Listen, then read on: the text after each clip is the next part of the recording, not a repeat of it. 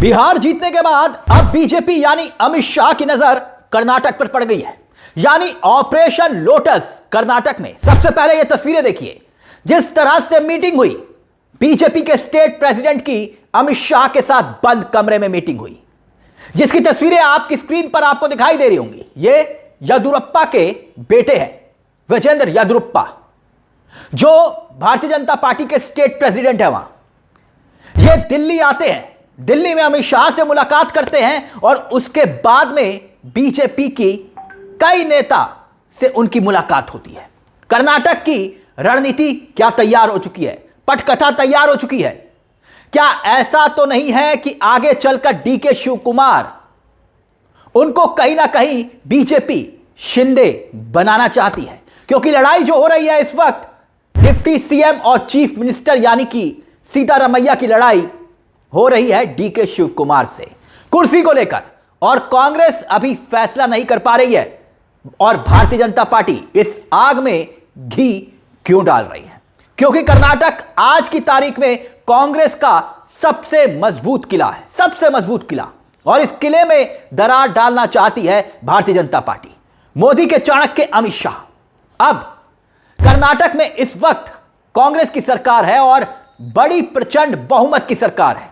आप कहेंगे कि अगर मजबूत सरकार है तो फिर अमित शाह उस किले को कैसे तोड़ना चाहते हैं? पहले यह सुर्खियां देखिए। पहुंचे हैं दिल्ली विधायक एक एक करके कि डीके शिव कुमार को सीएम बनाए। कांग्रेस के chief minister Siddaramaiah, deputy chief minister DK Shivakumar, इन दोनों में घमासान इतना ज्यादा है, झगड़ा इतना ज्यादा बढ़ चुका है कि झगड़े में ही अब भारतीय जनता पार्टी घी डालकर आग भड़काना चाहती है। और ये खबरें इस बात की तस्दीक है। अब जो बड़ा सवाल है वो ये है कि अमित शाह ने इससे पहले भी कर्नाटक में कांग्रेस की सरकार गिरा दी थी। याद करिए, आरोप लगे पैसे के दम पर, ईडी और सीबीआई के दम पर। क्या इस बार भी अमित शाह कामयाब होने जा रहे हैं, या फिर इस मजबूत किले को आखिरकार मल्लिकार्जुन खड़गे और राहुल गांधी की जोड़ी बचा लेगी? पहले यह जान लेते हैं कि आखिरकार झगड़ा है क्या, कर्नाटक में यह विवाद है क्या, जहां पर डीके शिव कुमार, इनको दक्षिण भारत का चाणक्य कहा जाता है। यही कहा जाता है ना, दिमाग तेज है, रिसोर्सेज बहुत ज्यादा है, हर तरह से संसाधन इनके पास है डीके शिव कुमार। क्योंकि देश के सबसे अमीर नेताओं में डीके शिव कुमार का नाम शुमार है। पैसे वाले हैं, रिजॉर्ट्स हैं, होटल है, कॉलेजेस है, बिजनेस है, सब कुछ है। आप कह सकते हैं कि आज की तारीख में कांग्रेस के फाइनेंसर हैं। बिना डीके शिव कुमार के पैसे के फंड के बिना कर्नाटक में चुनाव नहीं लड़ सकती कांग्रेस। यह भी सच्चाई है। लेकिन यहां एक और बड़ी बात मैं बताने जा रहा हूं आपको। बड़ी बात वो ये कि डीके शिव कुमार के अरमान जाग रहे हैं। अरमान क्या? कि उनको लगता है कि अगर रिसोर्सेज उनके हैं, संसाधन उनके पास है, पैसा वो खर्च कर रहे हैं, तो फिर मुख्यमंत्री सीतारमैया कैसे और क्यों? और चर्चा यह कि 2.5 साल का फॉर्मूला तय हुआ था।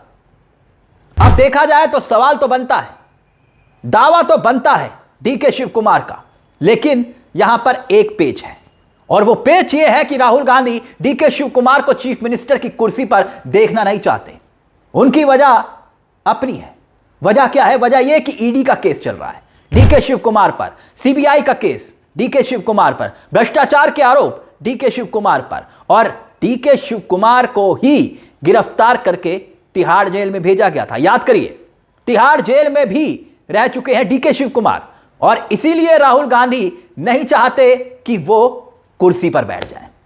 वो चाहते हैं कि साफ सुथरी छवि वाले सीतारमैया, जिनका एक अपना बड़ा जनाधार माना जाता है, वही इस कुर्सी पर बने रहे।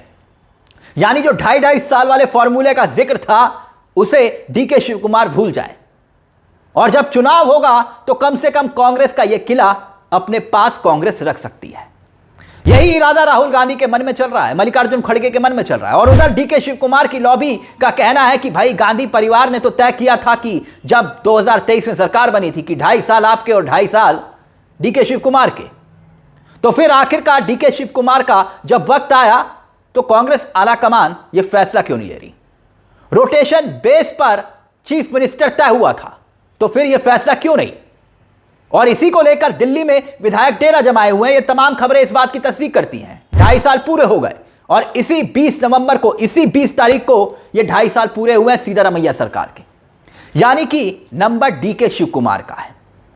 तो लगातार कर्नाटक से दिल्ली, यानी कि बेंगलुरु से दिल्ली डीके शिव कुमार के विधायक पर विधायक डीके शिव कुमार भेज रहे हैं, जो हाईकमान को आगाह कर रहे हैं, बता रहे हैं, घेराव कर रहे हैं। लेकिन दिक्कत वही है कि राहुल गांधी नहीं चाहते कि खराब छवि वाले ईडी और सीबीआई के केस में फंसे डीके शिव कुमार को मुख्यमंत्री बनाया जाए, क्योंकि अगर डीके शिव कुमार मुख्यमंत्री बन जाते हैं जिन पर सीबीआई ईडी के केस हैं, तो अमित शाह को वक्त नहीं लगेगा।